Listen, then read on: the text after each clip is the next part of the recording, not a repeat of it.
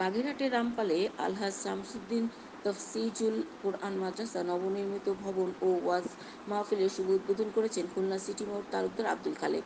রবিবার সন্ধ্যায় খুলনা মংলা মহাসড়কের পাশে আলহাজ আফসার উদ্দিন ইয়াতিমখানার মাঠ সংলগ্ন মাদ্রাসায় অধ্যাপক শরীফ মোহাম্মদ আব্দুল কাদেরের পরিচালনায় এই অনুষ্ঠান অনুষ্ঠিত হয়। অনুষ্ঠানে সিটি মেয়র হাফেজ ছাত্রদের পাগড়ি প্রদান করেন এবং মাদ্রাসার মসজিদ এবং মাদ্রাসা উন্নয়নের জন্য সহযোগিতা করার কথা বলেন। এ সময় উপস্থিত ছিলেন উজলপুর ইউনিয়নের আওয়ামী লীগের সভাপতি গাজী আখতারুজ্জামান, সাধারণ সম্পাদক জুলফিকার আলী ভুট্টো, স্থানীয় আওয়ামী লীগের নেতাকর্মীবৃন্দ, মাদ্রাসার শিক্ষক, ছাত্র ও এলাকার গণ্যমান্য ব্যক্তিবর্গ।